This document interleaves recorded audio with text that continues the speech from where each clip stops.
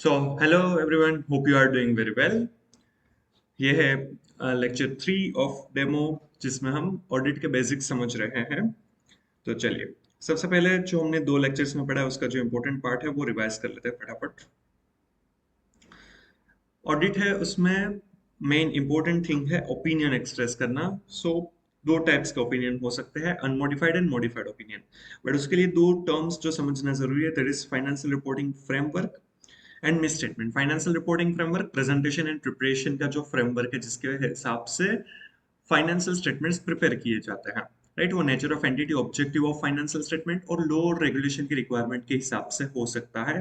For example schedule 3 of the companies act 2013 जिसमें companies act के हिसाब से कैसे फाइनेंशियल स्टेटमेंट्स प्रिपेयर किए जाते हैं।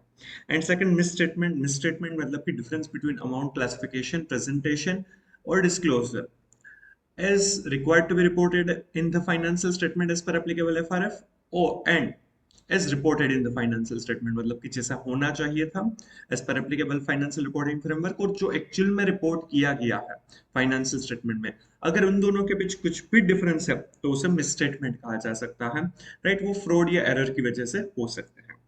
सो अगर हमारा जो फाइनेंशियल स्टेटमेंट्स जो प्रिपेयर किए गए हैं क्लाइंट ने जिसका हम ऑडिट कर रहे हैं, if they are according to the applicable FRF, right, तो हम अनमोडिफाइड ओपिनियन एक्सप्रेस करेंगे कि सब कुछ बराबर है।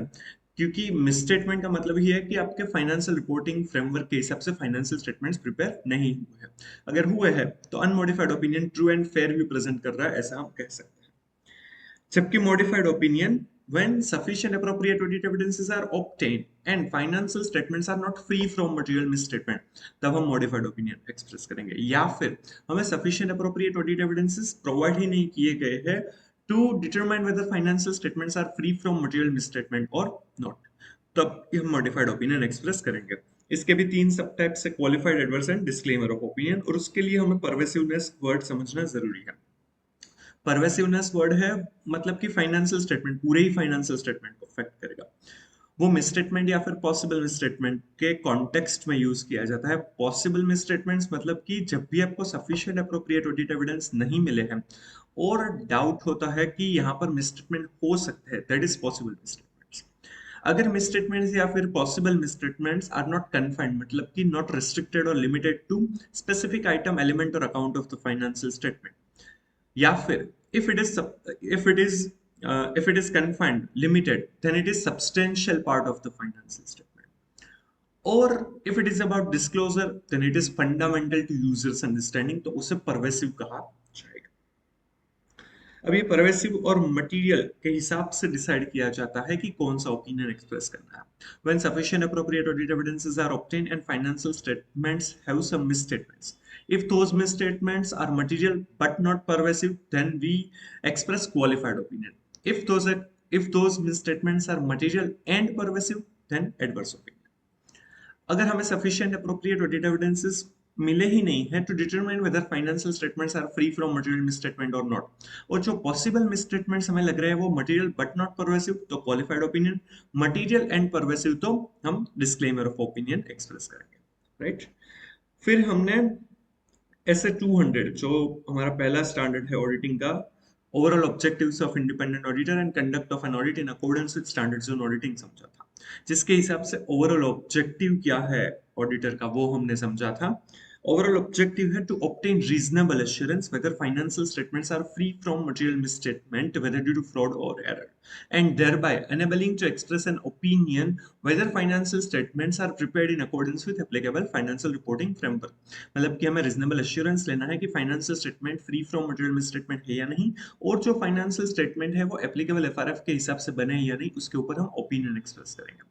रीजनेबल एश्योरेंस है वो हाई लेवल ऑफ एश्योरेंस है पर गारंटी नहीं है, एब्सोल्यूट एश्योरेंस नहीं है, क्योंकि इनहेरेंट लिमिटेशंस ऑफ ऑडिट है और उसी की वजह से कभी भी हम 100% अश्योर नहीं कर सकते कि अगर इसमें हमें कुछ भी फाइनेंशियल स्टेटमेंट में कुछ भी मिसस्टेटमेंट्स नहीं मिले, इसका मतलब ये है कि यहाँ पर कोई मिसस्टेटमेंट्स है ही नहीं, ऐसा हम कभी भी नहीं कह सकते, ऐसा एश्योरेंस हम कभी भी ऑब्टेन नहीं कर सकते। So it is reasonable assurance, वही हमें ऑब्टेन करना है और उसी के हिसाब से हम ओपिनियन एक्सप्रेस करेंगे। हम हमारा जो ऑडिट रिपोर्ट रहता है तो उसमें भी हम ये स्पेसिफाई कर देते हैं कि this opinion is a reasonable assurance and not an guarantee, right. ये स्पेसिफिकली मेंशन किया जाता है इन ऑडिटर्स रिस्पॉन्सिबिलिटी पैराग्राफ। अगर आपने ऑडिट रिपोर्ट बनाए हैं, पर क्या होता है कि ऑडिट रिपोर्ट जब भी बनाते हैं तो वो कॉपी पेस्ट किया जाता है, format as it is copy paste किया जाता है जो SS 700 में दिया हुआ है। मेनली नाम, प्रॉफिट या लॉस है या फिर ईयर है वो चेंज किया जाता है, मोस्टली यही चीज होती है। बीइंग एन आर्टिकल कभी भी आपने अच्छे से वो ऑडिट रिपोर्ट नहीं पढ़ते हैं। और तो और कभी भी ऑडिटर्स रिस्पॉन्सिबिलिटी तो पढ़ते ही नहीं है, क्योंकि वो इतना बड़ा हो गया ना, 1.5-2 पेज का तो ऑडिटर्स रिस्पॉन्सिबिलिटी पैराग्राफ है, और वो सभी में सेम होता है। पर उसमें ये चीज मेंशन की हुई होती है कि this is reasonable assurance and not guarantee. High level of assurance है बट वो गारंटी नहीं है, यही स्पेसिफिकली ये वर्ड्स यूज किया जाता है। तो आप अगर कभी भी ऑडिट रिपोर्ट बनाए तो ये चीज देखिएगा। एंड सेकंड, हमारा जो ऑब्जेक्टिव है वो है to report on the financial statement and communicate as required by SS and in accordance with auditor's findings. Auditor ने जो भी फाइंडिंग्स मिले हैं, उन्होंने जो भी ऑडिट प्रोसीजर्स की है, ऑडिट एविडेंसेस ऑब्टेन की है, उसके हिसाब से, और जो एसएस की रिक्वायरमेंट है उसके हिसाब से हमें रिपोर्ट करना रहेगा, राइट। फिर हमने इंटरनल कंट्रोल से समझे थे कि इंटरनल कंट्रोल का मीनिंग क्या है। इंटरनल कंट्रोल का मीनिंग ऐसे 315 में दिया हुआ है, बट इसका रेफरेंस बहुत सारी जगह पर आएगा, तो यहाँ पर समझना जरूरी है। Policies designed, implemented and maintained by management, TCWG or others to obtain reasonable assurance about the achievement of entities objectives with regard to, चार चीजों के लिए ये इंटरनल कंट्रोल की पॉलिसीज बनाई जाती है, जो मैनेजमेंट, TCWG या और कोई भी बना सकता है, एक्सपर्ट वगैरह हो सकता है। उसको डिजाइन करना, इंप्लीमेंट करना और तो और मेंटेन करना भी इतना ही जरूरी है। तो उसके ऊपर भी हम रीजनेबल एश्योरेंस ऑब्टेन करेंगे। वो ऑब्जेक्टिव्स किसके रिलेटेड है? चार चीजें हैं। Reliability of financial reporting, financial statement, जो भी फाइनेंशियल स्टेटमेंट्स हैं वो जो रिपोर्टिंग करेंगे मैनेजमेंट, वो सब कुछ बराबर होना चाहिए, रिलायबल होना चाहिए, उसमें कुछ भी गलती ना हो, ऐसी ट्राई करनी है। Second, efficiency and effectiveness of operations, operations बेहतर तरीके से हो सके। Third, safeguarding of assets, and fourth, compliance with laws and regulations. तो ये चारों पर्पस है इंटरनल कंट्रोल के, और इसको अचीव करने के लिए ये policies design, implemented and maintain की जाती है। पर इसके ऊपर भी हम रीजनेबल एश्योरेंस ही ऑब्टेन कर पाएंगे, मतलब मैनेजमेंट कर पाएंगे, क्योंकि इंटरनल कंट्रोल की भी अपनी इनहेरेंट लिमिटेशन है। इंटरनल कंट्रोल कभी भी परफेक्ट नहीं होते कि सारे के सारे मटेरियल मिसस्टेटमेंट को वो प्रिवेंट या डिटेक्ट करके करेक्ट कर पाएंगे। कुछ ना कुछ उसमें लूपहोल होने के चांसेस रहेंगे ही, right? So internal control operating effective तभी कहा जाएगा if they are able to prevent or detect and correct material misstatements, right? और फिर हमने ऑडिट रिस्क समझा था। ऑडिट रिस्क भी ऐसे 315 के साथ आता है।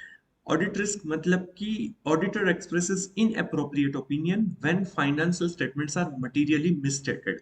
जब फाइनेंशियल स्टेटमेंट में कुछ मटेरियल मिसस्टेटमेंट्स हैं, और उस केस में अगर ऑडिटर इनएप्रोप्रिएट ओपिनियन एक्सप्रेस करता है, तभी ऐसा कहा जा सकता है कि वहां पर ऑडिट रिस्क है, ये ऑडिट रिस्क है। मतलब कि वहां पर मिसस्टेटमेंट्स है और ऑडिटर को वो नहीं मिले, और उस केस में वो अनमॉडिफाइड ओपिनियन एक्सप्रेस करता है, जबकि करना चाहिए मॉडिफाइड ओपिनियन, तो वो ऑडिट रिस्क है। या फिर उनको मिसस्टेटमेंट्स मिले हैं, वो मटेरियल है बट नॉट परवेसिव, उसको ऐसा लगता है कि मटेरियल है बट नॉट परवेसिव, जबकि एक्चुअल में वो मिसस्टेटमेंट्स कैसे हैं? Material and pervasive. तो उस केस में वो एक्सप्रेस करेगा क्वालिफाइड ओपिनियन, जबकि एक्सप्रेस करना चाहिए एडवर्स ओपिनियन।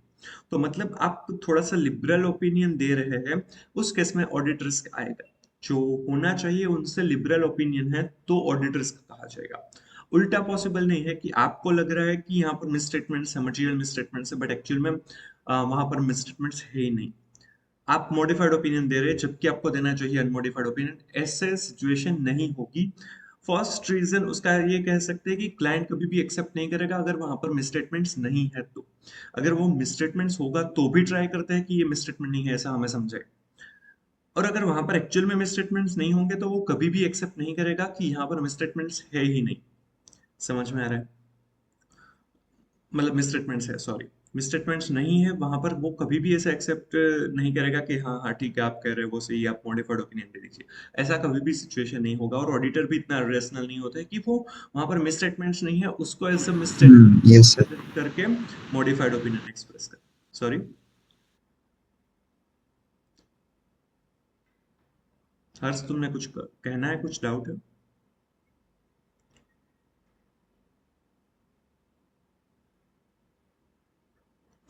चलो, समझ में आ रहा है कि नहीं? तो ये ऑडिट रिस्क है।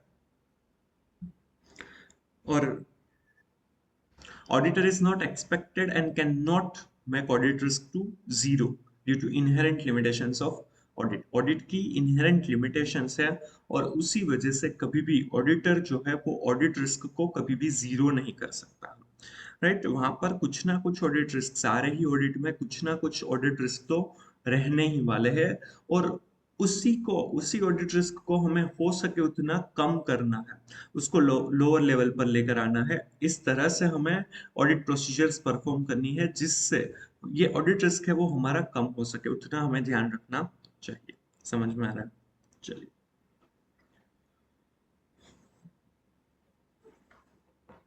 अब आगे बढ़ते हैं assurance engagement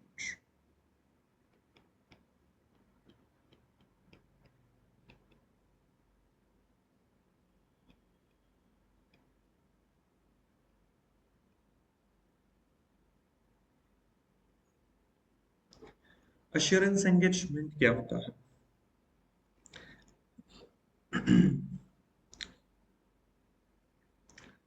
practitioner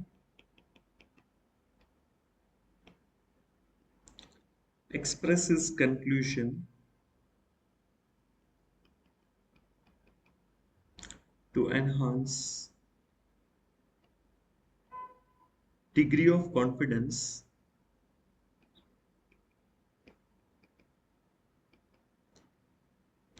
of intended users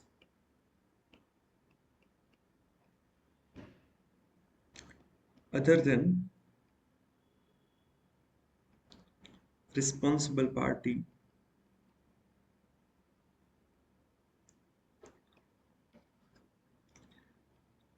about outcome of evaluation or measurement of subject matter against criteria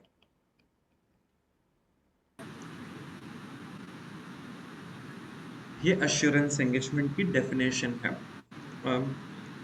अभी ऑडिट जो सीए इंटर का ऑडिट है उसमें भी ये एश्योरेंस एंगेजमेंट का कॉन्सेप्ट ऐड कर दिया गया है फ्रॉम May 24 ऑनवर्ड्स उसके पहले अगर आपने सीए इंटर पढ़ा है तो शायद ये अब तो नहीं समझा बट ये सीए फाइनल में भी कवर अप तो यहाँ पर हमें समझना assurance engagement मतलब कि practitioner expresses conclusion to enhance degree of confidence of intended users other than responsible party about outcome of evaluation or measurement of a subject matter against criteria अब यहाँ पर practitioner कौन हो जाएगा CA in practice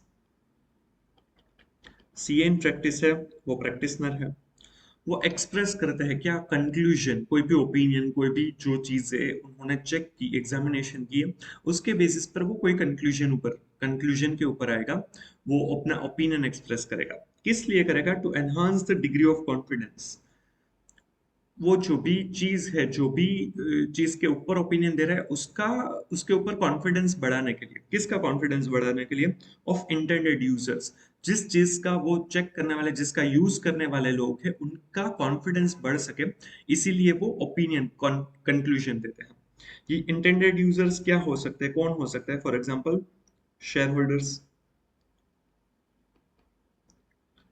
गवर्नमेंट हो सकते हैं right तो ये जो इंटेंडेड यूजर्स है उनके लिए अदर देन रिस्पॉन्सिबल पार्टी मतलब कि जो ये चीज जो भी इंफॉर्मेशन है वो प्रिपेयर करते हैं जो लोग प्रिपेयर करते हैं उनके अलावा के लोगों का कॉन्फिडेंस बढ़ाने के लिए ये कंक्लूजन ये ओपिनियन दिया जाता है तो यहाँ पर रिस्पॉन्सिबल पार्टी कौन हो जाएगा मैनेजमेंट एग्जाम्पल के तौर मैनेजमेंट जनरली ऐसी इंफॉर्मेशन प्रिपेयर करते हैं about the outcome of evaluation or measurement of subject matter मतलब कि जिस चीज के लिए जो हम बता रहे हैं कि इसको चेक करके प्रैक्टिशनर है वो अपना ओपिनियन एक्सप्रेस करता है तो जो सब्जेक्ट मैटर है फॉर एग्जांपल फाइनेंशियल स्टेटमेंट तो फाइनेंशियल स्टेटमेंट चेक करके उसके ऊपर अपना ओपिनियन देता है वो अगेंस्ट क्राइटेरिया मतलब कि जिसके सामने वो चेक करते हैं क्रॉस वेरीफाई किया जाता है for example low regulation,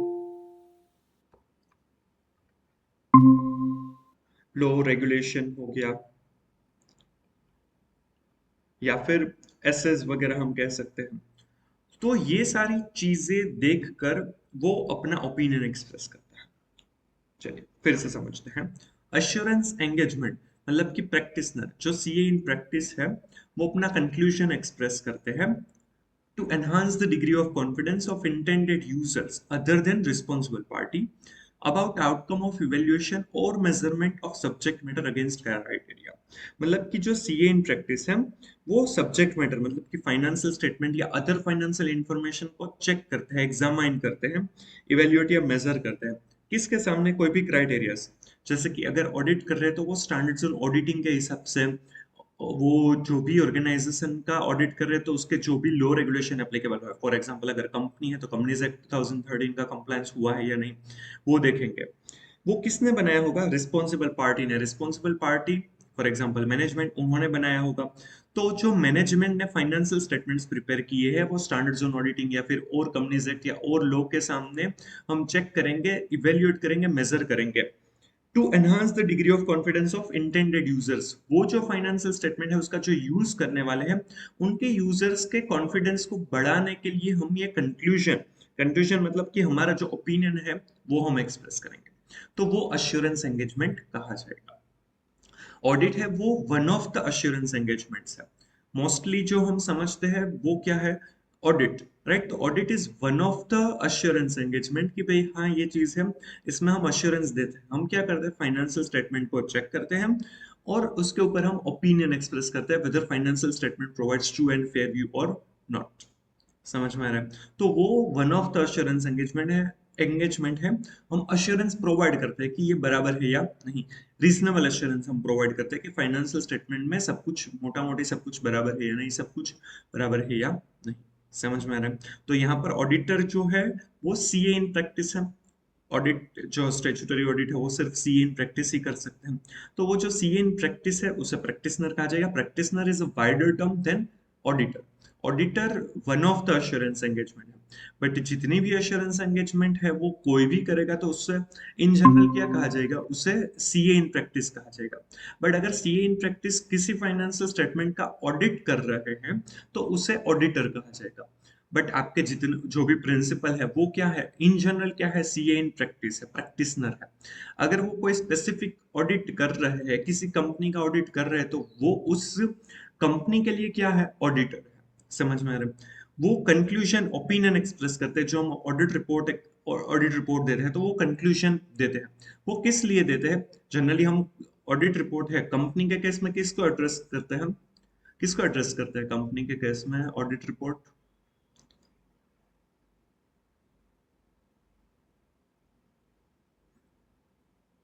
audit report किसको एड्रेस किया जाता है?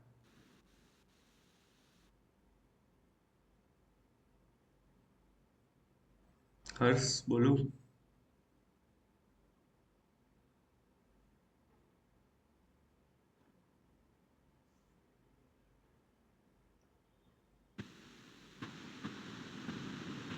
हेलो हर्ष।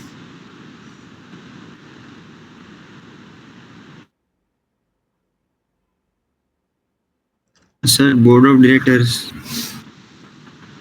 पढ़ा नहीं है ना ऑडिट रिपोर्ट अच्छे से? उसमें जनरली सबसे पहले क्या होता है? टू किसको लिखा जाता है? Members members. मेंबर्स को जाता है, शेयर होल्डर्स को जाता है, क्योंकि ऑडिटर की अपॉइंटमेंट भी कौन करते हैं? शेयर होल्डर्स करते हैं इन एजीएम। नॉर्मल सिनेरियो में एजीएम में शेयर होल्डर्स ही ऑडिटर की अपॉइंटमेंट करते हैं। तो generally owner of the organization है उसी को ये ऑडिट रिपोर्ट दिया जाता है। वही ऑडिटर की अपॉइंटमेंट करते हैं और उसी को ये रिपोर्ट दिया जाता है। तो जो शेयर होल्डर है वो इंटेंडेड यूजर्स हो गया। जबकि ये फाइनेंशियल स्टेटमेंट्स प्रिपेयर किसने किए हैं? मैनेजमेंट ने प्रिपेयर किए हैं। तो मैनेजमेंट ने जो प्रिपेयर किए हैं वो शेयर होल्डर या और दूसरे इंटेंडेड यूजर्स है उनका कॉन्फिडेंस बढ़ाने के लिए सीए इन प्रैक्टिस है, वो फाइनेंशियल स्टेटमेंट को चेक करता है अगेंस्ट क्राइटेरिया। तो ये one of the example of assurance engagement हो गया, दैट इज ऑडिट। इसके अलावा भी अलग अलग टाइप की अश्योरेंस एंगेजमेंट है, वो यहाँ पर हम समझने वाले हैं, राइट। चलिए तो ये अश्योरेंस एंगेजमेंट का मीनिंग है। अब हम टाइप्स ऑफ अश्योरेंस एंगेजमेंट समझते हैं।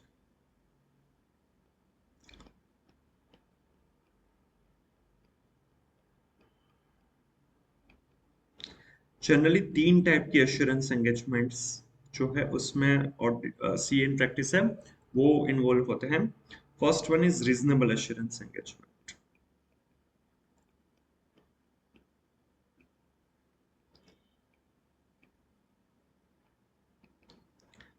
Second one is limited assurance engagement.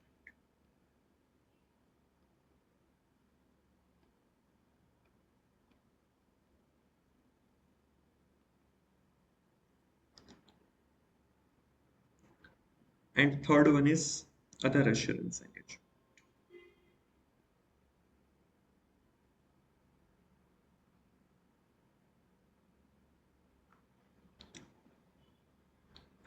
ये 3 टाइप्स की अश्योरेंस एंगेजमेंट हो सकती है। रीजनेबल अश्योरेंस एंगेजमेंट का एग्जांपल हम सबसे ज्यादा वही पढ़ते हैं, राइट? ऑडिट। ऑडिट जो है वो रीजनेबल एश्योरेंस एंगेजमेंट है।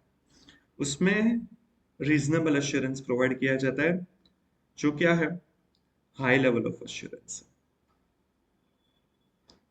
हाई लेवल ऑफ एश्योरेंस है बट गारंटी एब्सोल्यूट एश्योरेंस नहीं है।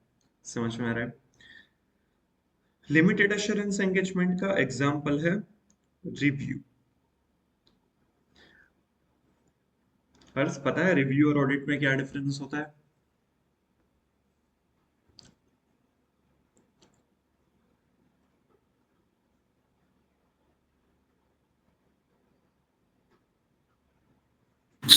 कम हो जाएगा रिव्यू में। सॉरी, रिव्यू में स्कोप कम हो जाएगा। स्कोप कम हो जाएगा ना। किसी का रिव्यू किया है?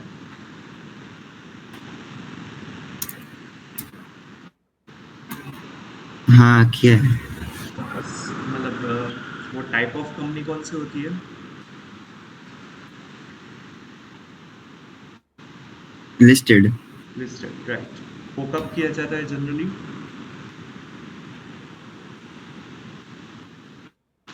क्वार्टरली। क्वार्टरली। और ऑडिट?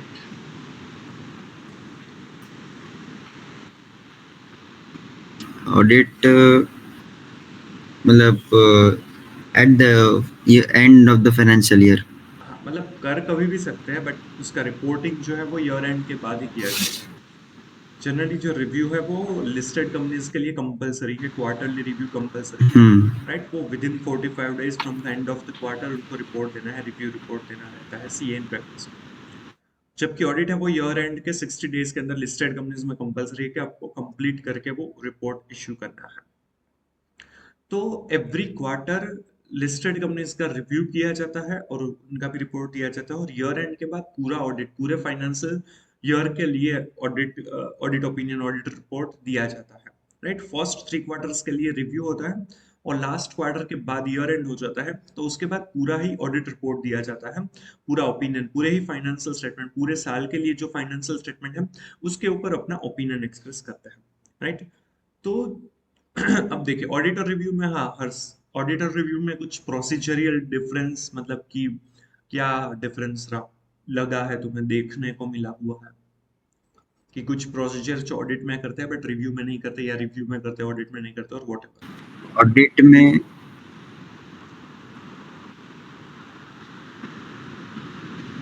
वाउचिंग नहीं करते, रिव्यू में बराबर, कंफर्मेशंस नहीं देते हैं। किसके कंफर्मेशंस नहीं लेते हैं?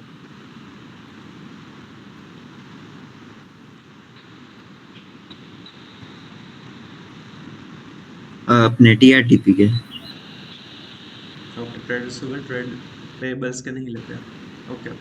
बट किसके लिए जाते हैं जनरली?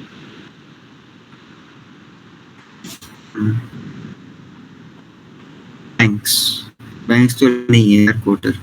बैंक 100%, ऑडिट में भी हम 100% बैंक वेरिफिकेशन करेंगे, एटलीस्ट कंफर्मेशन और क्लोजिंग बैलेंस देखेंगे। रिव्यू में भी वो तो करेंगे ही। और रिव्यू में क्या नहीं करते हैं?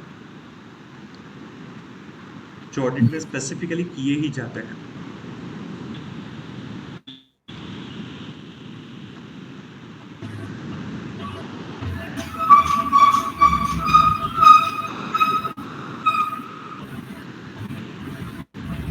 और 31 मार्च 1 अप्रैल को क्या किया जाता है ऑडिट में?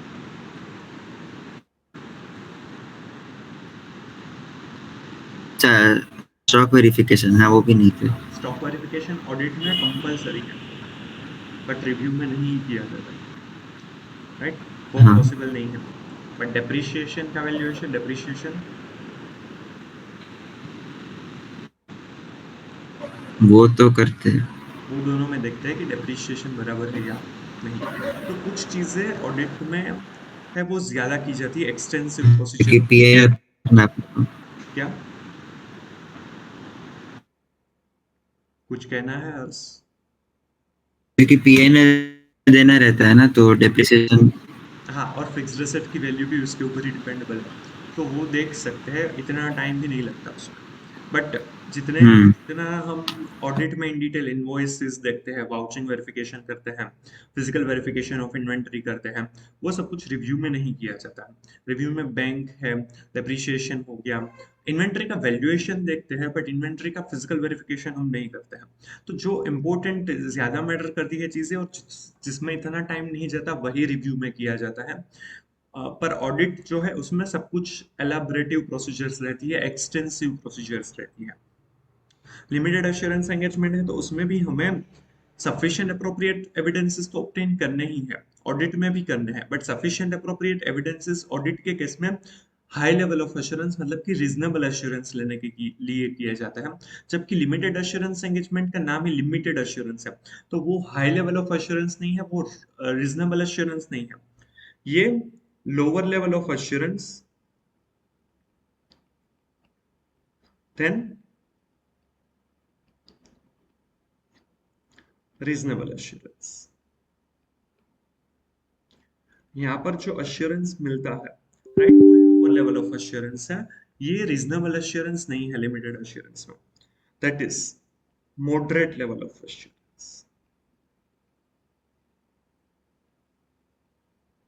यहाँ पर जो हम अश्योरेंस देते हैं कि भाई बराबर है या नहीं, वो मॉडरेट लेवल ऑफ अश्योरेंस है। पूरे फाइनेंशियल स्टेटमेंट के ऊपर रीजनेबल अश्योरेंस नहीं दिया जाएगा। लोअर लेवल ऑफ अश्योरेंस है than reasonable assurance, but moderate, मतलब कि मॉडरेट लेवल ऑफ अश्योरेंस है। ऑडिट जो है उसमें हम हाई लेवल ऑफ एश्योरेंस देते हैं, रीजनेबल एश्योरेंस देते हैं। समझ में आ रहा है? दोनों ही केस में हम sufficient appropriate audit evidences, sorry, audit के केस में सफिशिएंट अप्रोप्रिएट ऑडिट एविडेंसेस होगा, जबकि लिमिटेड एश्योरेंस में हम सफिशिएंट अप्रोप्रिएट ऑडिट एविडेंस नहीं कह सकते, सफिशिएंट अप्रोप्रिएट एविडेंस कह सकते हैं। दोनों ही केस में सफिशिएंट अप्रोप्रिएट एविडेंसेस तो ऑब्टेन करने ही रहेंगे। समझ में आ रहा है? बट रीजनेबल एश्योरेंस में हाई लेवल ऑफ एश्योरेंस के लिए किए जाते हैं, जबकि लिमिटेड एश्योरेंस में लिमिटेड एश्योरेंस के लिए किए जाते हैं, राइट?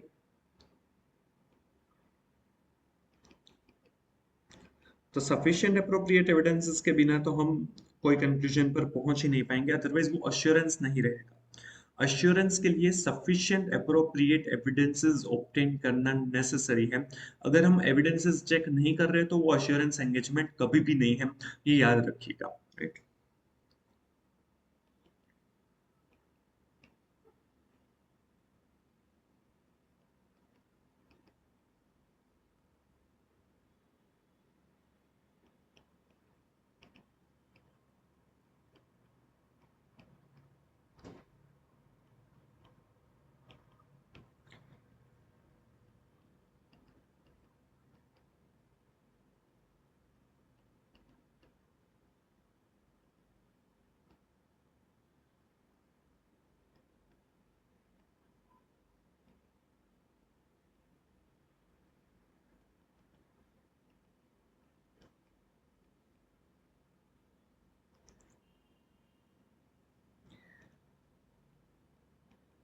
यहाँ पर एक्सटेंसिव एंड एलैबोरेटिव प्रोसीजर्स की जाती है।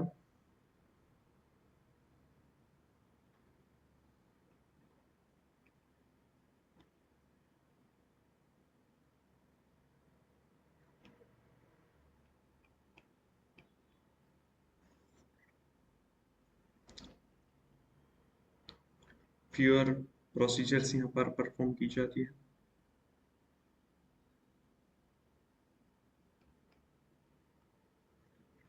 लाइक एक्सटेंसिव और एलाबोरेटिव प्रोसीजर्स मतलब डिटेल्ड वाउचिंग, फिजिकल वेरिफिकेशन,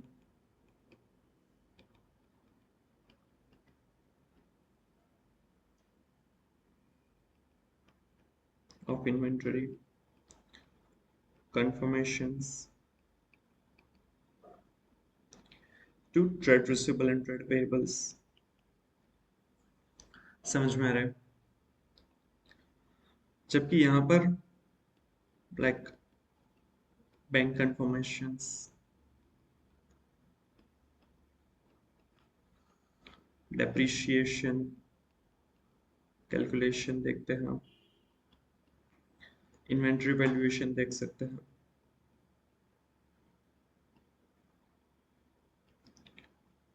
यहाँ पर भी जो ऑडिट में करेंगे वहां पर हम रिव्यू में जो कर रहे हैं वो तो हम करेंगे ही, राइट? तो वो सारी चीजें तो एप्लीकेबल हो ही जाएगी, बैंक कंफर्मेशन वगैरह वो सब कुछ तो एप्लीकेबल होना ही है। तो ये सारी procedures over and above as mentioned in review। जो रिव्यू में हमने एग्जांपल्स लिए हैं उसके अलावा ये सारी चीजें भी की जाती है। समझ में आ रहा है? तो ऑडिट रीजनेबल एश्योरेंस में हम ज्यादा प्रोसीजर्स करते हैं compare to limited assurance engagement. Clear? कोई भी डाउट नहीं है ना? जो ऑडिट है, रीजनेबल एश्योरेंस है, उसके लिए जो स्टैंडर्ड्स है वो क्या है? Standards of auditing, SS, standards on auditing audit, जो हम मेनली पढ़ते हैं। स्टैंडर्ड्स ऑन ऑडिटिंग हमने ऐसे 200 कल समझा भी था, राइट? रिव्यू के लिए भी स्टैंडर्ड्स है, लिमिटेड एश्योरेंस एंगेजमेंट के लिए भी स्टैंडर्ड्स है। उसे कहा जाता है standards on review engagement.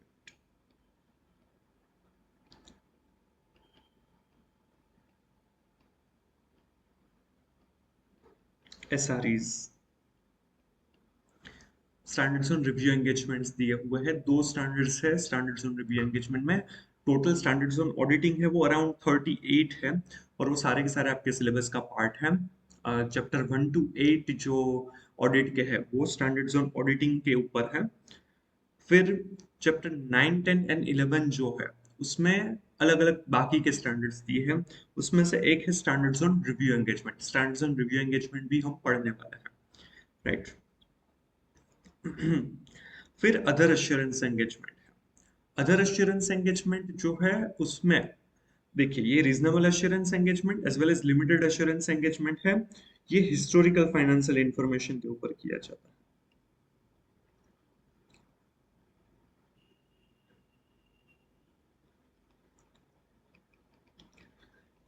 Audit और रिव्यू दोनों ही हिस्टोरिकल फाइनेंशियल इंफॉर्मेशन का है।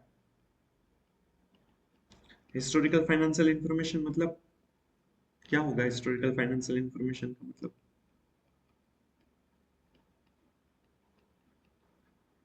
हर्ष, क्या होता है हिस्टोरिकल फाइनेंशियल इंफॉर्मेशन? मतलब एग्जांपल क्वार्टर एंड होने के बाद या फिर ईयर एंड होने के बाद ऑडिट स्टार्ट करते हैं ऐसा। और मतलब कि जो पास्ट पीरियड में हो पास्ट पीरियड का ऐसे, मतलब अगर मैं FY 24-25 का, हाँ हाँ मतलब कि अभी 24-25 कंप्लीट हो चुका है, तो अभी 24-25 ऑडिट चल रहा है। मतलब कि जो चीज हो चुकी है पास्ट पीरियड में उसी का ऑडिट या फिर रिव्यू किया जा सकता है। That is historical financial information. Audit या रिव्यू है वो सिर्फ हिस्टोरिकल फाइनेंशियल इंफॉर्मेशन का ही किया जाता है, राइट? जो दूसरी एश्योरेंस एंगेजमेंट है वो other than audit and review of historical financial information है। मतलब कि रीजनेबल एश्योरेंस एंगेजमेंट और लिमिटेड एश्योरेंस एंगेजमेंट के अलावा जो भी हम एंगेजमेंट करते हैं, जो भी एश्योरेंस देते हैं, वो यहाँ पर कवर अप होता है। तो उसमें जनरली क्या कवर अप होता है? तो प्रोस्पेक्टिव फाइनेंशियल इंफॉर्मेशन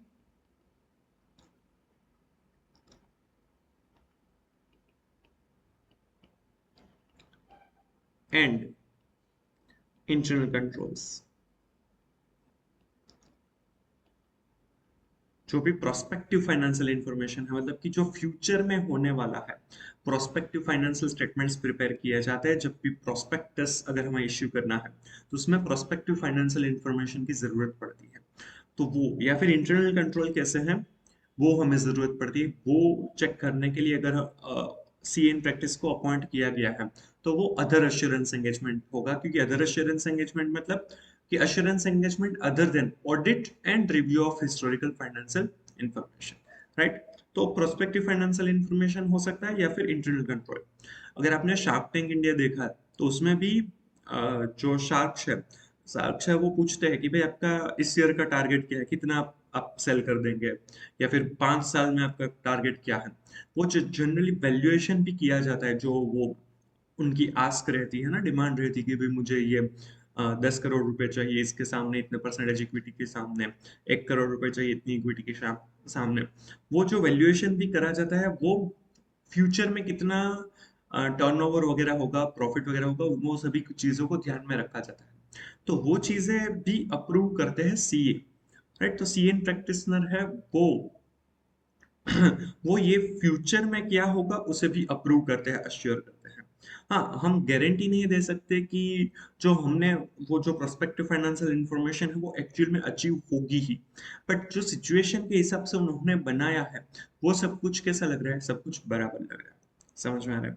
तो वो प्रोस्पेक्टिव फाइनेंशियल इंफॉर्मेशन हो सकता है। मतलब कि जो पोटेंशियल इन्वेस्टर्स को अगर आपको अट्रैक्ट करना है, कई बार लोन वगैरह चाहिए, तो उसके लिए आपको प्रोस्पेक्टिव फाइनेंशियल इंफॉर्मेशन चाहिए। बट अगर वो मैनेजमेंट खुद बोलेगा कि भाई हमारा प्रॉफिट इतना होगा, टर्नओवर इतना होगा, तो लोग ट्रस्ट नहीं करेंगे।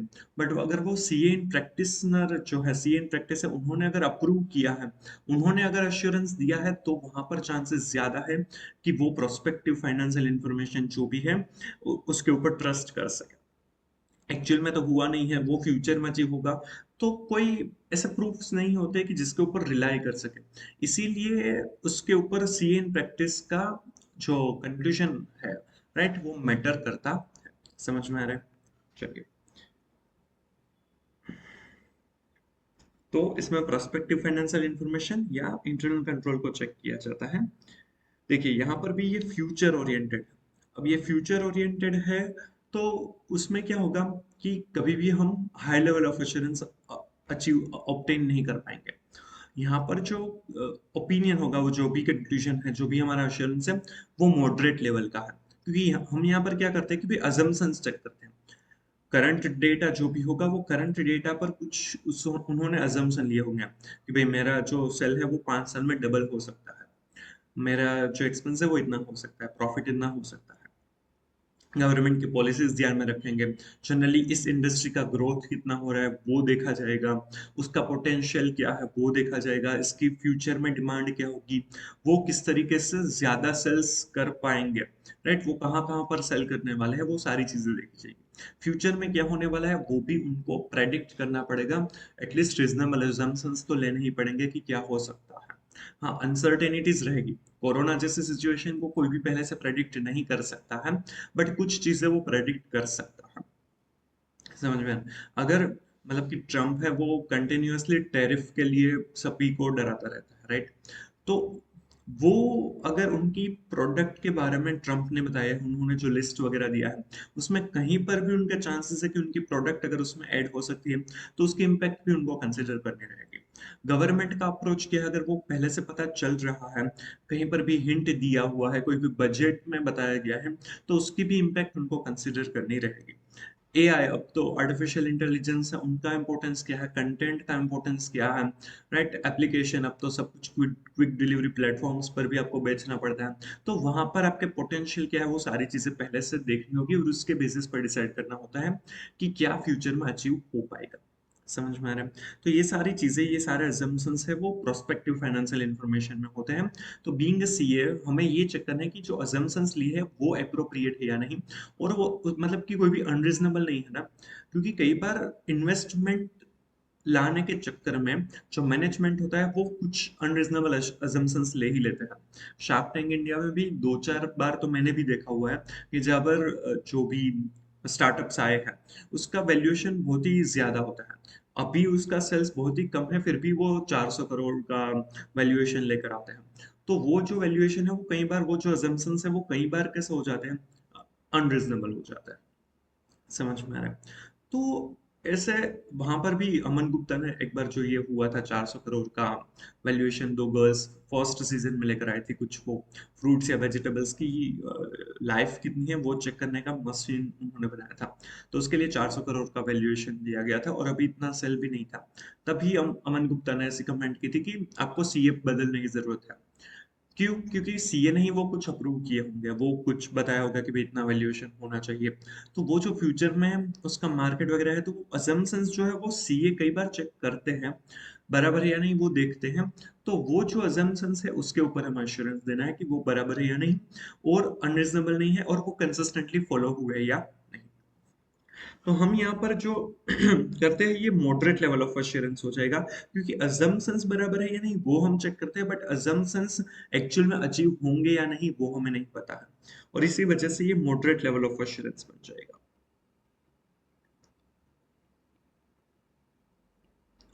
यहाँ पर हम high level of assurance provide नहीं कर सकते हैं, तो ये मॉडरेट लेवल ऑफ अश्योरेंस दिया जाएगा। इसमें हम क्या चेक करेंगे?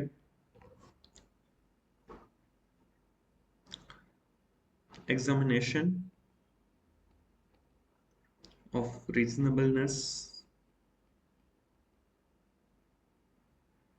Of assumptions, consistency of the assumptions की कंसिस्टेंटली और प्रॉपरली वो फॉलो किए गए हैं या नहीं।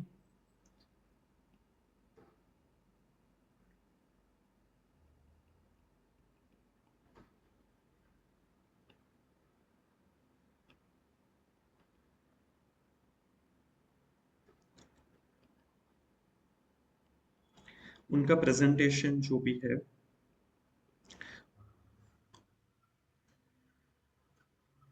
Just a minute.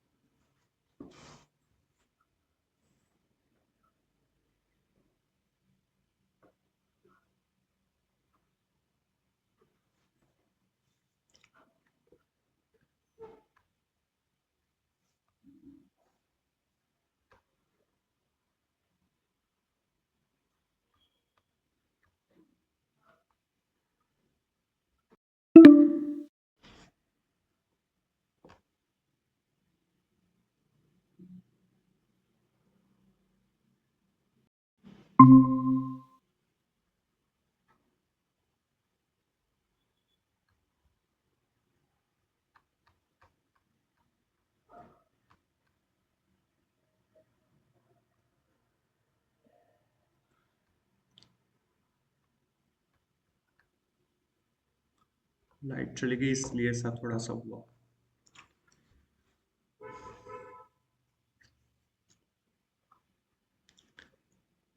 ओके, अभी बराबर दिख रहा है ना?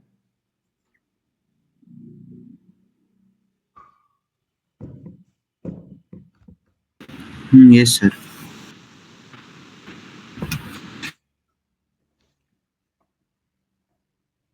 Examination of reasonableness of assumption, consistency in following assumptions, and presentation and disclosure। जो भी assumptions है उनका जो भी disclosure दिया है वो बराबर है या नहीं वो चेक किया जाता है।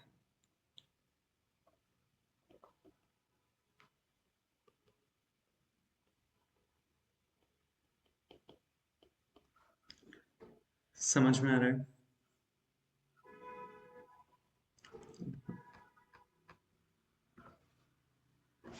Yes sir.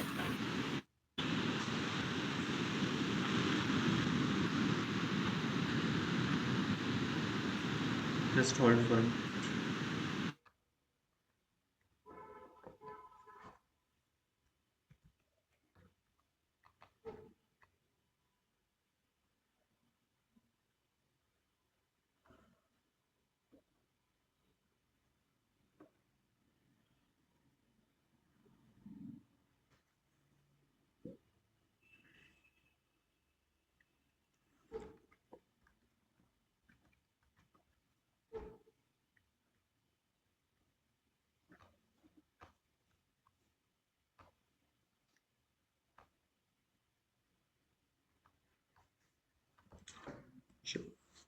तो अदर एश्योरेंस एंगेजमेंट है, उसमें प्रोस्पेक्टिव फाइनेंशियल इंफॉर्मेशन के ऊपर जनरली ज्यादा फोकस किया जाता है, बाकी इंटरनल कंट्रोल्स वगैरह भी चेक किए जाते हैं।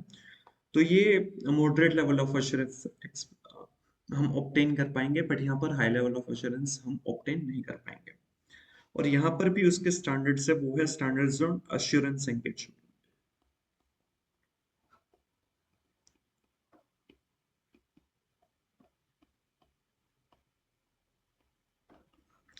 उसको एसएईज कहा जाता है शॉर्ट में, स्टैंडर्ड्स ऑन एश्योरेंस एंगेजमेंट, जिसमें प्रोस्पेक्टिव फाइनेंशियल इंफॉर्मेशन या फिर इंटरनल कंट्रोल का जो हम एश्योरेंस लेते हैं उसके ऊपर फोकस किया गया है। 3 स्टैंडर्ड्स ऑन एश्योरेंस एंगेजमेंट है, ये भी आपके सिलेबस का पार्ट है और हम आगे पढ़ने वाले हैं।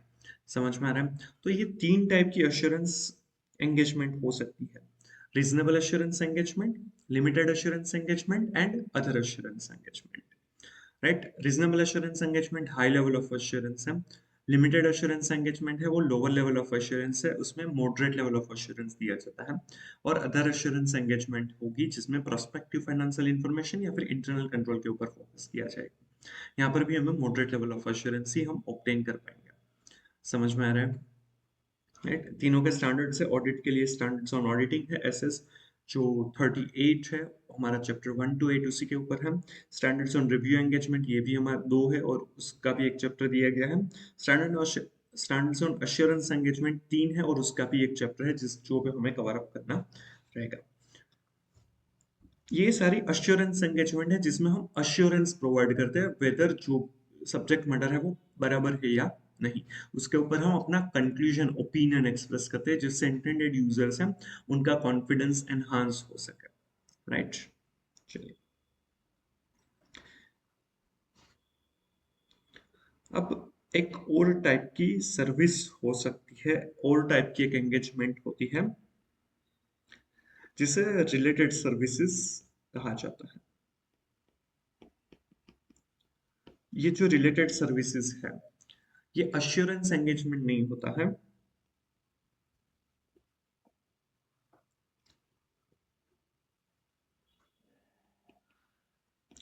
ये this is not assurance engagement.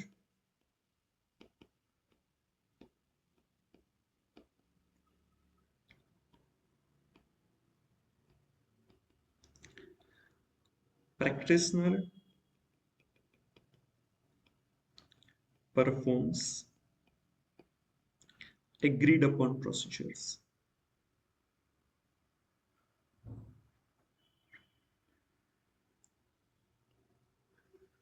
जो सीए इन प्रैक्टिस है वो एग्रीड अपॉन प्रोसीजर, क्लाइंट और सीए के बीच में जो भी डिसाइड हुआ है वो प्रैक्टिस वो चीजें वो करेगा। राइट? एग्रीड अपॉन प्रोसीजर्स किया जाता है और यहाँ पर अश्योरेंस नहीं देते हैं, जो भी डिसाइड किया है वो चीज करेंगे। उसके एग्जांपल्स हो सकते हैं कंपाइलेशन ऑफ फाइनेंशियल स्टेटमेंट, जो सीएन प्रैक्टिस है वो कंपाइलेशन कर देगा, फाइनेंशियल स्टेटमेंट्स प्रिपेयर करने में हेल्प करेगा।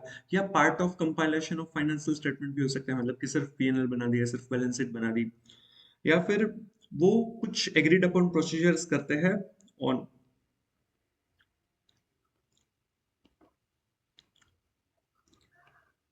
ऑन डेटर्स या फिर क्रेडिटर्स या सेल्स, ऐसा कुछ भी होता है। सिर्फ कोई एक स्पेसिफिक आइटम है फाइनेंशियल इंफॉर्मेशन की, वो चेक करके बता दे कि भाई इतना ही हुआ था या नहीं। कई बार ऐसी गवर्नमेंट की स्कीम्स वगैरह रहती है जिसमें प्रैक्टिशनर को ये चीजें देखनी होती है कि भाई फाइनेंशियल स्टेटमेंट में क्या है, फाइनेंशियल स्टेटमेंट में इतना ही है या नहीं। उसमें हम सफिशिएंट अप्रोप्रिएट एविडेंसेस नहीं लेते हैं, यहाँ पर हम अश्योरेंस नहीं देते हैं। यहाँ पर स्पेसिफिकली मेंशन किया जाता है कि this is not an assurance engagement. Right? हम रिपोर्ट इश्यू करते हैं, रिपोर्ट इश्यू किया जाता है,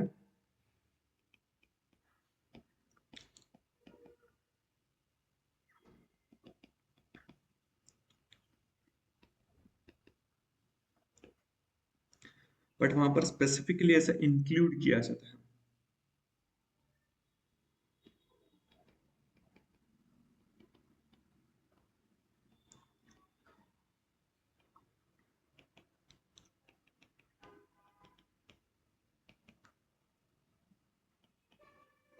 कि ये अश्योरेंस एंगेजमेंट नहीं है।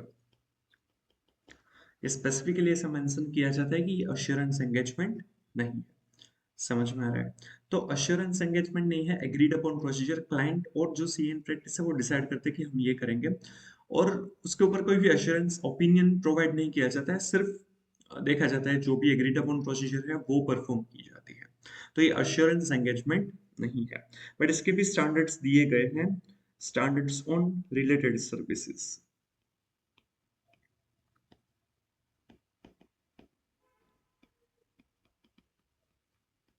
SRS। ये भी दो स्टैंडर्ड्स दिए गए हैं, ये भी आपका चैप्टर का पार्ट है, चैप्टर 9 है, वो स्टैंडर्ड्स ऑन रिलेटेड सर्विसेज के ऊपर ही है।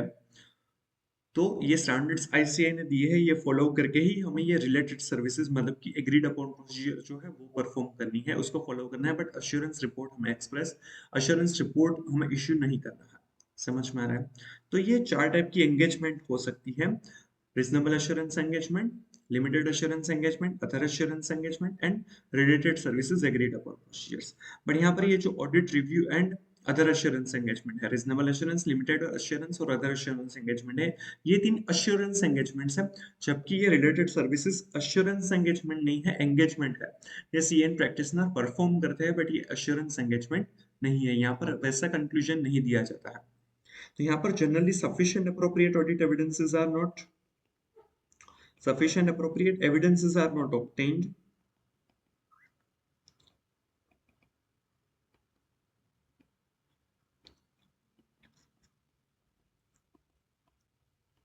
कई बार ऐसा हो सकता है कि आपको रिव्यू करने के लिए क्लाइंट बोलता है कि भाई इसका रिव्यू कर दीजिए, बट वो सफिशिएंट अप्रोप्रिएट एविडेंसेस प्रोवाइड नहीं करते हैं, तब हम रिव्यू रिपोर्ट नहीं देते हैं, बट एग्रीड अपॉन प्रोसीजर के हिसाब से रिलेटेड सर्विस का रिपोर्ट हम इश्यू करते हैं। हम अश्योरेंस नहीं देते, बट वो चेक करके रिलेटेड सर्विसेज के हिसाब से जो हमारा बनता है रिपोर्ट, राइट, वो हम प्रोवाइड करते हैं।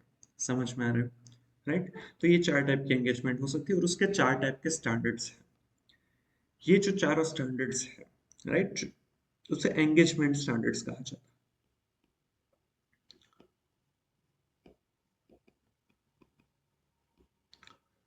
तो एंगेजमेंट स्टैंडर्ड्स में चार चीजें आएंगी। एसएस जो स्टैंडर्ड्स ऑन ऑडिटिंग है, वो हिस्टोरिकल फाइनेंशियल इंफॉर्मेशन के ऑडिट के ऊपर एप्लीकेबल है।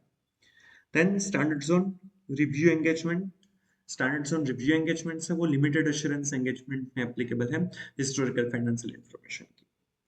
Then standards on assurance engagement जो other than historical financial information के ऑडिट और रिव्यू में एप्लीकेबल है, मतलब कि प्रोस्पेक्टिव फाइनेंशियल इंफॉर्मेशन या फिर इंटरनल कंट्रोल। एंड लास्ट है स्टैंडर्ड्स ऑन रिलेटेड सर्विसेज, जहां पर एग्रीड अपॉन प्रोसीजर्स है वो परफॉर्म की जाती है। ये स्टैंडर्ड्स ऑन रिलेटेड सर्विसेज है। समझ में आ रहा है? ये तीनों अश्योरेंस एंगेजमेंट प्रोवाइड करते हैं।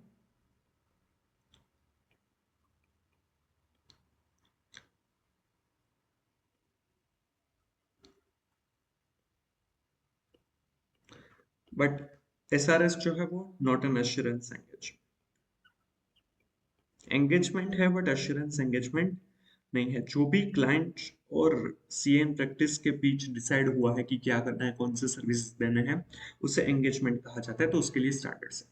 ये जो भी एंगेजमेंट स्टैंडर्ड्स है उसके ऊपर एक और स्टैंडर्ड एप्लीकेबल है, वो क्वालिटी कंट्रोल के स्टैंडर्ड्स हैं। और अभी तो एक ही स्टैंडर्ड है, standards on quality control.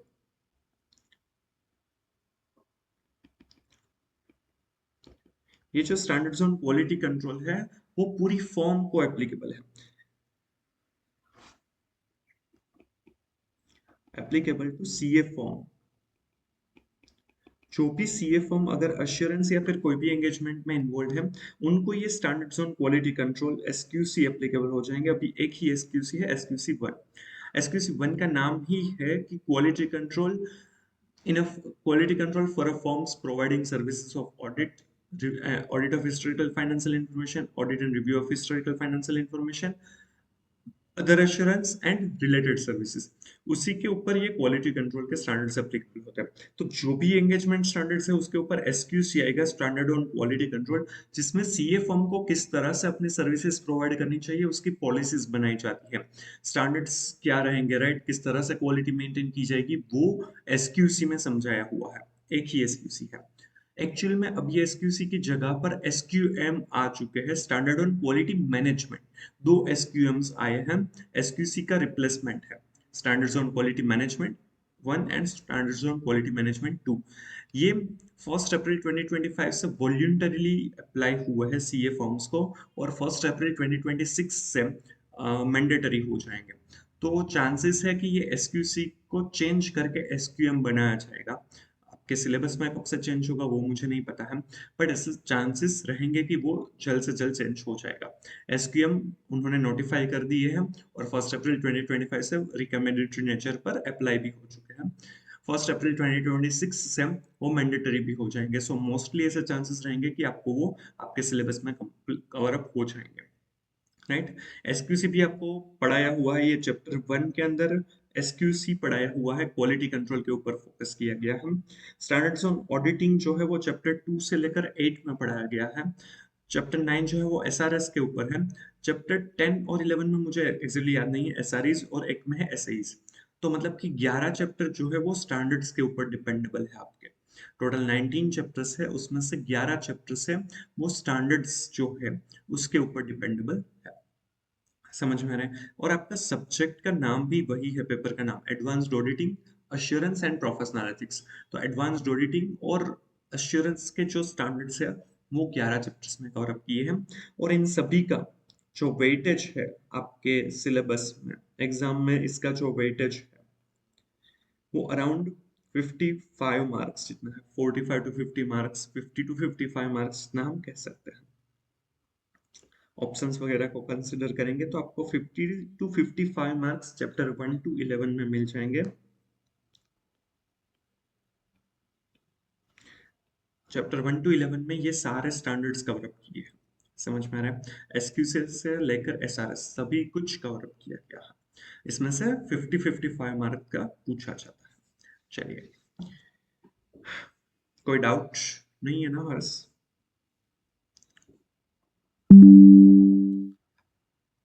No sir.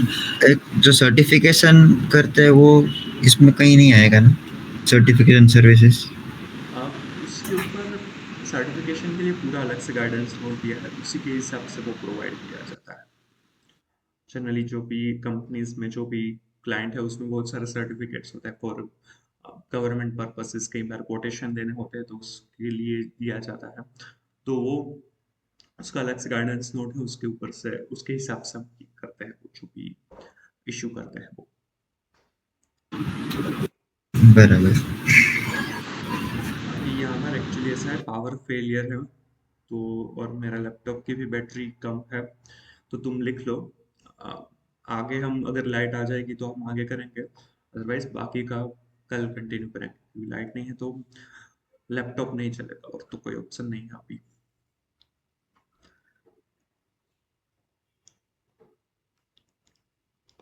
तो start writing from here. YouTube audience, अगर आपको भी कुछ समझ में नहीं आता है तो प्लीज कमेंट कीजिएगा, कुछ भी डाउट हो तो, राइट। तो तुम यहाँ से स्टार्ट कर दो लिखना।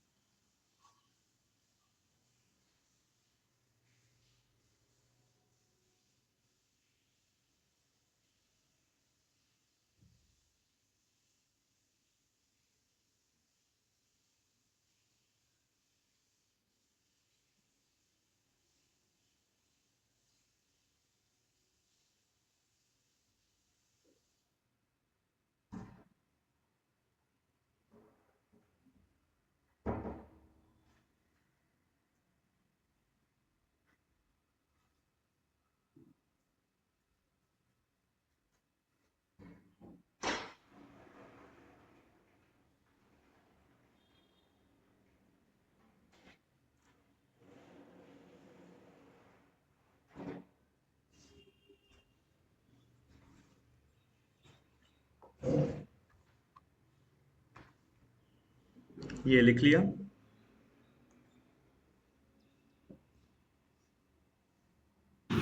यस सर, स्क्रॉल करिए ना।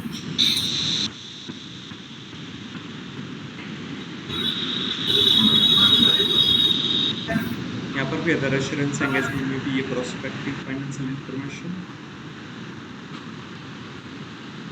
And internal control.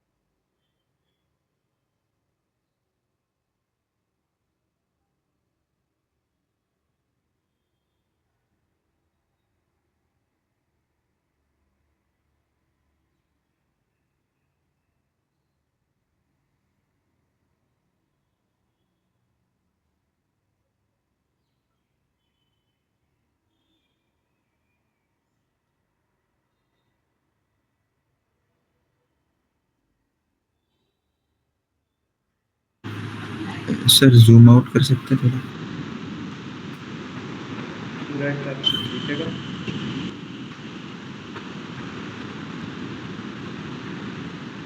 दिख रहा है बराबर। Yes sir.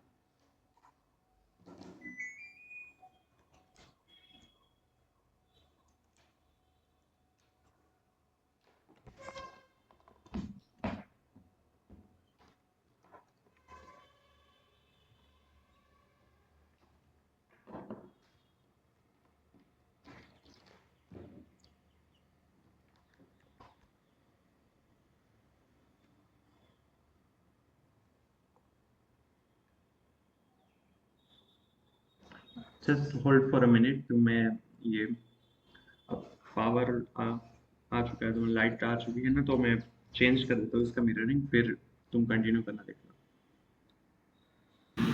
Okay sir.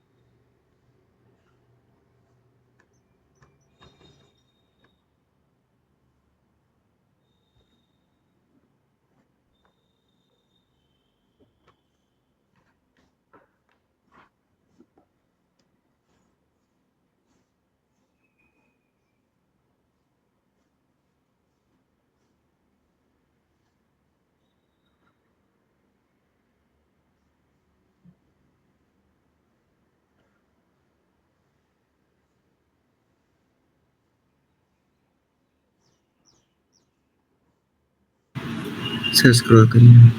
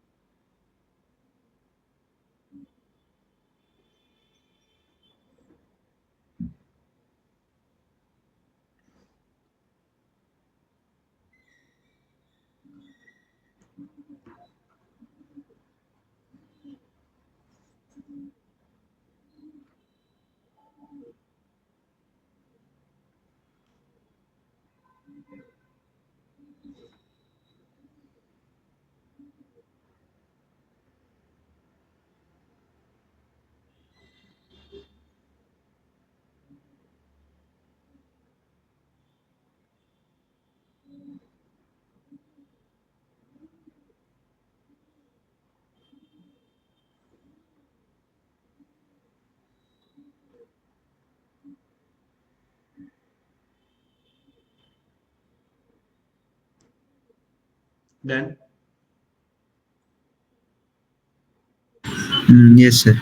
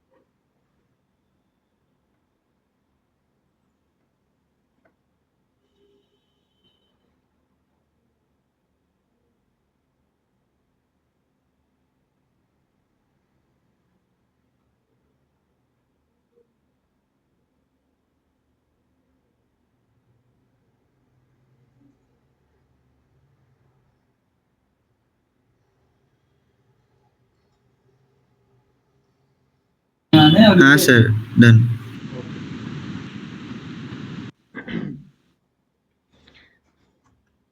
जो एक वर्ड जनरली हम ऑडिट में बहुत ही ज्यादा यूज करते हैं, दैट इज प्रोफेशनल स्केप्टिसिज्म। क्या होता है प्रोफेशनल स्केप्टिसिज्म?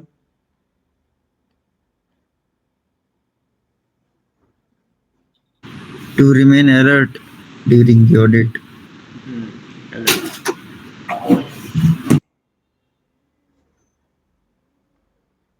कुछ भी अनयूजुअल मिले तो उसको निग्लेक्ट नहीं करना है, मतलब ऐसे। ओके, तो क्वेश्चनिंग माइंड के लिए तीन वर्ड्स इंपॉर्टेंट है। First one is questioning mind. हमें कोई भी चीज ऐसे ही एक्सेप्ट नहीं करनी है कि मैनेजमेंट ने दिया है तो सही ही होगा, उसमें क्या ही गलत हो सकता है, वो उतने सालों से कर रहे हैं। हमें क्वेश्चनिंग माइंड हर बार हमें कंसिडर करना है। Second, being an being an alert. हमें अलर्ट रहना है, कुछ भी अनयूजुअल चीज है, कोई भी चीज को हम ओवर जनरलाइज नहीं कर सकते, कोई भी चीज को हम ओवरलुक नहीं कर सकते, नजरअंदाज नहीं कर सकते। अगर आपको कुछ भी ऐसी हिंट मिल रही है कि यहाँ पर गलत हो सकता है, तो वो आपको ध्यान में रखना है। कोई भी चीज बहुत ही ज्यादा अच्छी लग रही है, या फिर गलती से भी कोई गलती से कुछ बोल देता है। कई बार ऐसा होता है कि क्लाइंट के साथ, उनके जो एम्प्लॉयज हैं उनके साथ हम चाय पे चर्चा कर लेते हैं, लंच ब्रेक में साथ में खाना खाते हैं, तो कि कई बार फॉर्मल इनफॉर्मली बातें होती है, और इनफॉर्मल बातों से भी हमें कई सारी चीजें पता चलती है। कई बार हम जो क्लाइंट जहां पर बैठते हैं, उनके जो एम्प्लॉयज बैठते हैं, वहीं पर हम ऑडिट करते हैं। तो ये कई बार सुनने में आ जाता है कि ये लोग इस तरह से करते हैं, एक्चुअल में वो किस तरह से प्रोसीजर्स करते हैं। मैनेजमेंट जो है, अपर मैनेजमेंट है, जिसके साथ हम मीटिंग्स वगैरह करते हैं, वो सब कुछ अच्छी अच्छी चीजें ही बताएगा। वो कभी भी उनके लूपहोल्स नहीं बताएगा, क्योंकि वो स्मार्ट होते हैं, उनको पता है क्या बोलना है, कितना बोलना है। बट उसके अंडर जो एम्प्लॉयज है, वो हर बार उतने स्मार्ट हो ऐसा जरूरी नहीं है। प्लस वहां पर ऐसी भी चीज हो सकती है कि उनको पता ही नहीं है कि ये चीज बोलनी चाहिए या नहीं। तो उस वजह से भी ऐसा हो सकता है कि कुछ हमें ऐसी हिंट मिले, कुछ ऐसी चीजें हमें पता चले। तो वो हमें ध्यान में रखना है, अलर्ट रहना। And critical assessment examination, a critical examination of evidences।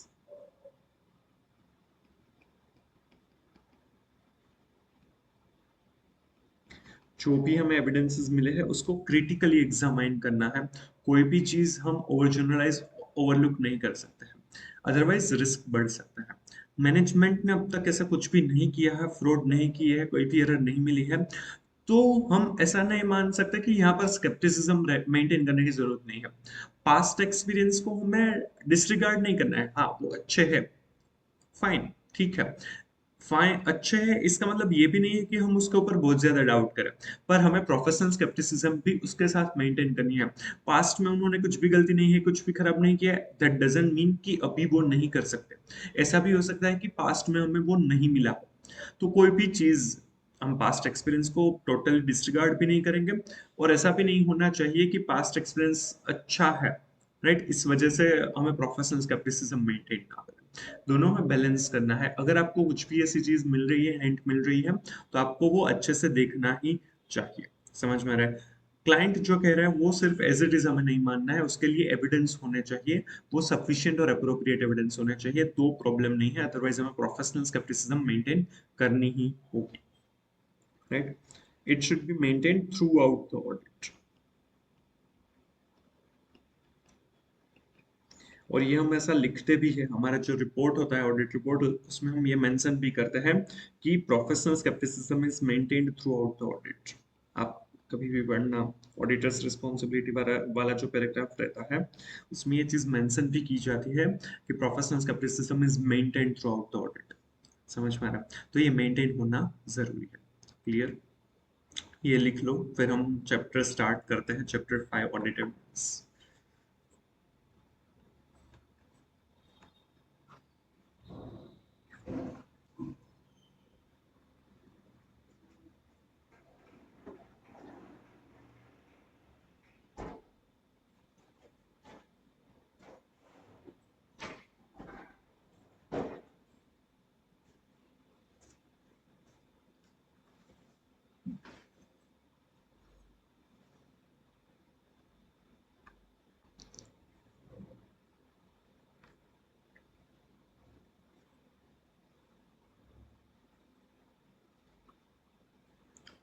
यहाँ पर it should be maintained through out the audit. Sorry, तुम्हारे लिखने में गलती है।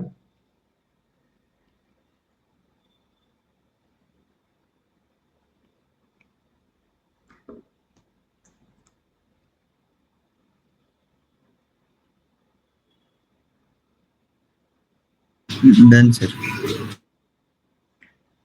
ओके, चलिए। तो मेनली बेसिक जो था ऑडिट के बारे में, जो आपके पूरे सिलेबस में बहुत सारी जगह पर आएंगे, वो सारी चीजें हमने कवर अप कर ली है। होपफुली आपको अच्छे से समझ में आ गया होगा। अब हम जो मेन चैप्टर्स आपके बुक में दिए हैं वो स्टार्ट करते हैं। चैप्टर 5 जो है ऑडिट एविडेंस, वो हम सबसे पहले पढ़ेंगे। ये चैप्टर में थोड़े से एसेस कवर अप किए गए हैं, ऐसे 500 की सीरीज के जो एसेस है वो, जो ऑलरेडी आपने सीए इंटर में अच्छे से पढ़े हैं।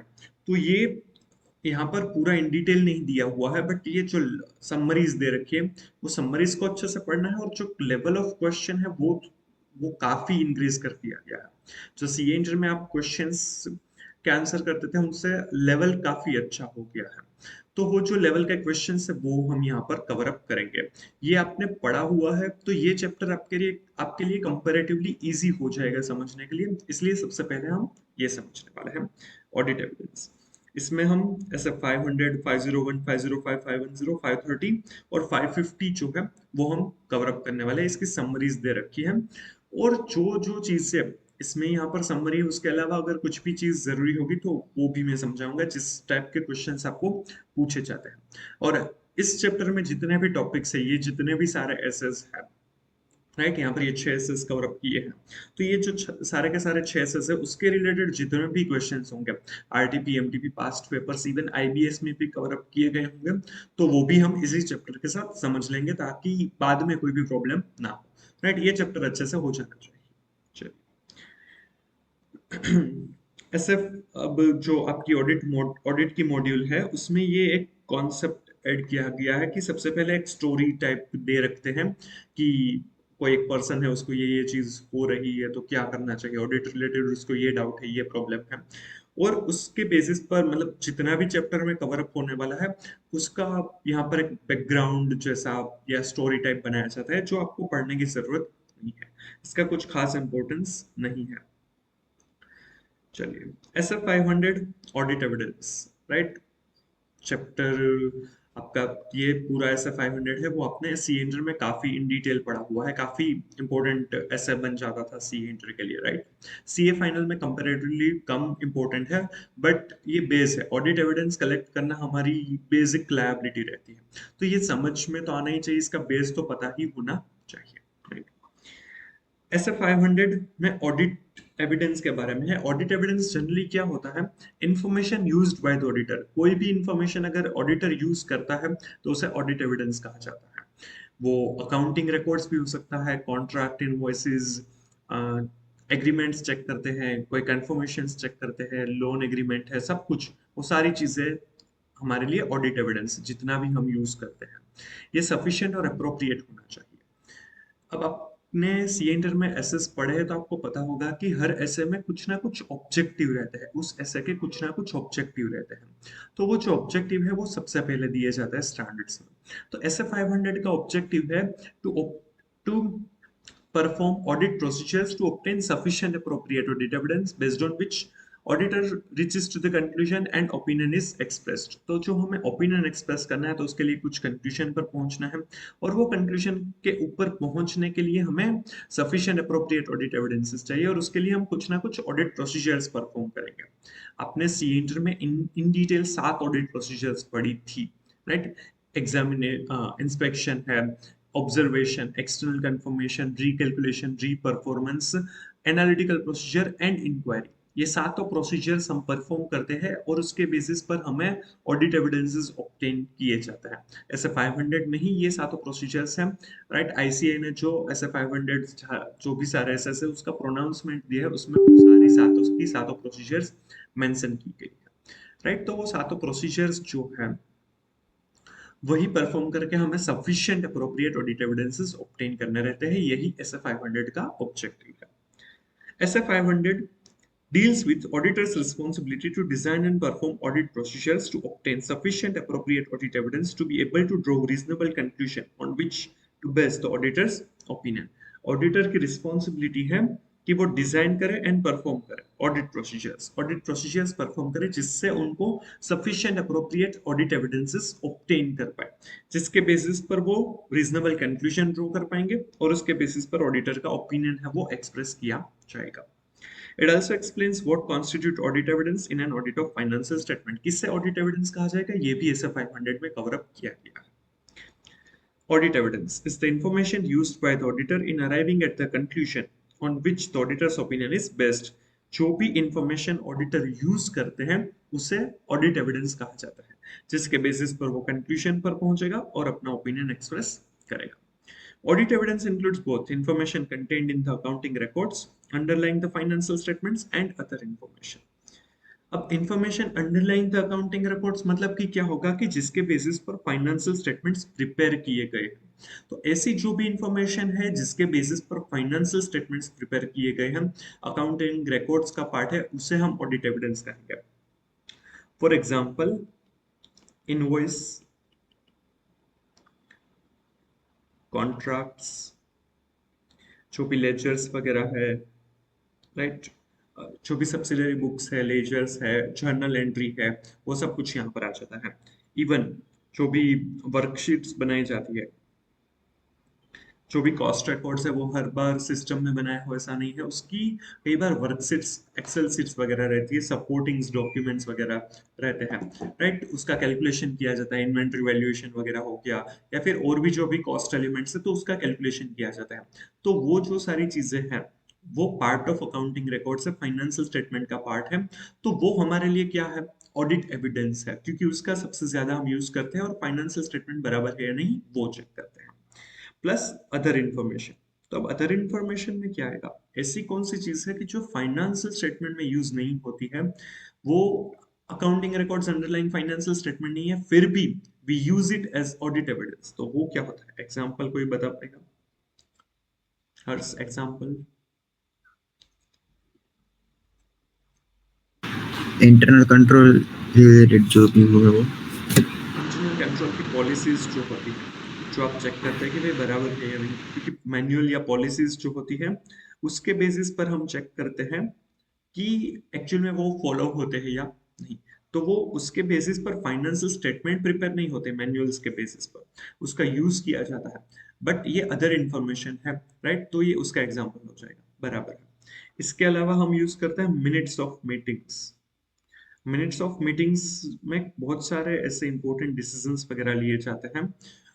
आगे क्या करने वाले हैं, क्या किया है, लोन वगैरह कितनी लेनी है, अमलगमेशन, मर्जर, बायबैक, बोनस वगैरह जो भी है, कोई भी ऐसे डिसीजंस होंगे तो वो बोर्ड मीटिंग्स में हमें मिल जाएंगे। तो वो मिनट्स ऑफ मीटिंग्स के बेसिस पर अकाउंटिंग नहीं होता, but it is used as audit evidence, right. फिर एक्सटर्नल कंफर्मेशन। एक्सटर्नल कंफर्मेशन जो भी हम मंगवाते हैं वो ऑडिटर मंगवाता है, मैनेजमेंट नहीं मंगवाता। तो एक्सटर्नल कंफर्मेशन जो है वो पार्ट ऑफ फाइनेंशियल स्टेटमेंट को चेक करने के लिए यूज होता है, but that is not part of financial statement, क्योंकि एक्सटर्नल कंफर्मेशन के बेसिस पर अकाउंटिंग नहीं होता है। पर जो एक्सटर्नल कंफर्मेशन है वो डेटर्स, क्रेडिटर्स या बैंक वगैरह जो है उसकी बैलेंसेस एज ऑन 31 मार्च बराबर है या नहीं, वो चेक करने के लिए यूज किया जाता है। पर ऑडिटर मंगवाता है, इसीलिए वो अदर इंफॉर्मेशन है, वो part of accounting record underlying financial statement नहीं होता है। समझ में आ रहा है? इसीलिए एक्सटर्नल कंफर्मेशन भी अदर इंफॉर्मेशन हो सकता है। इवन इंटरनल ऑडिट रिपोर्ट जो है, क्योंकि internal audit report, internal auditor ने जो काम किया है, तो वो जो रिपोर्ट है वो भी हमारे लिए एविडेंस बन सकता है। उसमें से भी कुछ ऐसी इंफॉर्मेशन पता चल सकती है जो और किसी जगह से नहीं पता चलेगी, क्योंकि इंटरनल ऑडिटर जो है उन्होंने भी इन डिटेल ऑडिटिंग वगैरह किया है, तो उनको भी मिसस्टेटमेंट्स मिले हो सकते हैं जो हमारे लिए भी इंपॉर्टेंट हो सकते हैं। और तो और अब एस एस 610 आपने शायद एस एस 610 के बारे में थोड़ा सा पढ़ा होगा इन इन सी ए इंटर। अभी जो न्यू सिलेबस, अभी जो करंट सिलेबस है सी इंटर का, उसमें ऐसा 610 इन डिटेल कवर अप किया गया है। बट आपने जब पढ़ा होगा तब शायद ऐसा 610 इतना इन डिटेल नहीं था, इंटरनल ऑडिट के बारे में था। तो इंटरनल ऑडिटर को भी जो स्टेचुटरी ऑडिटर है वो उनको गाइड कर सकता है, कि आपको डायरेक्शन दे सकता है, उनके वर्क को यूज कर सकता है। तो उसी के लिए पूरा एस एस 610 है। तो इंटरनल ऑडिटर भी जो स्टेचुटरी ऑडिटर है उनके हिसाब से काम कर सकते हैं। तो उस केस में इंटरनल ऑडिटर ने भी हमारे हिसाब से काम किया होगा, या फिर अगर ऐसा नहीं किया है फिर भी उसके रिपोर्ट में कुछ ऐसे मिसस्टेटमेंट्स के बारे में पता चल सकता है, रिस्क के बारे में हमें पता चल सकता है जो हमारे ऑडिट के लिए इंपॉर्टेंट है। समझ में आ रहा है? तो वो भी हम यूज कर सकते हैं एज ऑडिट एविडेंस। तो ये सारे अदर इंफॉर्मेशन हो सकते हैं। समझ में आ रहा है? क्लियर? चलिए, फिर इसकी पूरी समरी दे रखी है ऐसे 500 ऑडिट एविडेंस की। स्कोप ऑफ द ऐसे क्या है, क्या क्या चीज इसमें कवर अप होती है। This essay deals with the auditor's responsibility to design and perform audit procedures to obtain sufficient and appropriate audit evidence to be able to draw reasonable conclusions on which to base the auditor's opinion. Auditor का जो opinion है उसको हमें उसके ऊपर पहुंचने के लिए कि जो कंक्लूजन चाहिए वो हम सफिशिएंट अप्रोप्रिएट एविडेंसेस से लेते हैं, और उसके लिए जो भी प्रोसीजर्स परफॉर्म करते हैं, ये इस ऐसे का ऑब्जेक्टिव है और वही इसके स्कोप में कवर अप होगा। This essay is applicable to all the audit evidence obtained during the course of audit. समझ में आ रहा है? Then objective of the auditor, again ये चीज ऑलरेडी हमने आगे भी पैराग्राफ में पढ़ा और यहाँ पर भी पढ़ा, वही ऑब्जेक्टिव में कवर अप होता है और कोई चीज यहाँ पर नहीं है। ये थर्ड पॉइंट हम बाद में करेंगे। फोर्थ भी बाद में करेंगे। इनकंसिस्टेंसी और doubt over reliability of audit evidence. अगर हमें ये जो भी ऑडिट एविडेंस है उसके ऊपर डाउट है, इनकंसिस्टेंसी लग रही है, एक एविडेंस दूसरे एविडेंस से अलग है, इनकंसिस्टेंट है, या फिर डाउट है कि ये एविडेंस रिलायबल होगा या नहीं, the auditor shall determine what modifications or addition to audit procedures are necessary to resolve the matter and shall consider the effect of the matter, if any, on other aspects of the audit. Auditor को देखना होगा कि ये inconsistent है, कुछ भी इसकी reliability के ऊपर हमें डाउट है, तो हमें क्या करना चाहिए, राइट? क्या हमने जो ऑडिट प्रोसीजर्स डिसाइड की है क्या उसको मॉडिफाई करना चाहिए, एडिशन करना चाहिए? समझ में आ रहा है? एक्सटर्नल कंफर्मेशन जो भी हमें मिला है, राइट, उसमें देखा कि भाई एक्सटर्नल कंफर्मेशन से बैलेंसेस मैच तो हो रहे हैं, बट ये रिलेटेड पार्टी लग रहा है या फिर इसके ऊपर डाउट हो रहा है, हो सकता है कि क्लाइंट ने उनके ऊपर प्रेशर किया या फिर कुछ भी तरीके से उसकी रिलायबिलिटी हमें नहीं लग रही, तो उस केस में हमें कुछ और प्रोसीजर करनी होगी। शायद हम अल्टरनेटिव ऑडिट प्रोसीजर कर सकते हैं, हम डेटर्स या क्रेडिटर्स की सब्सिक्वेंट कैश रिसिप्ट या पेमेंट देख सकते हैं, या फिर इन डिटेल इनवॉइसेस वगैरह चेक कर सकते हैं ताकि पता चले जेन्युइननेस ऑफ द डेटर और क्रेडिटर। समझ में आ रहा है? तो हमारी जो प्रोसीजर्स होगी उसमें एडिशन या मॉडिफिकेशन हो सकता है ड्यू टू इनकंसिस्टेंसी और doubt over the reliability of the audit evidence. समझ में आ रहा है, राइट? ये दो पॉइंट्स है वो हम नेक्स्ट लेक्चर में कवर अप करेंगे, ये थोड़ा सा इन डिटेल हमें समझना रहेगा इसीलिए। Audit evidence sufficient and appropriate होने चाहिए, ये हमने सफिशिएंसी और अप्रोप्रिएटनेस क्या है वो आगे हमने समझा था। सफिशिएंसी मतलब quantity of audit evidence and appropriateness मतलब की क्वालिटी ऑफ ऑडिट एविडेंस।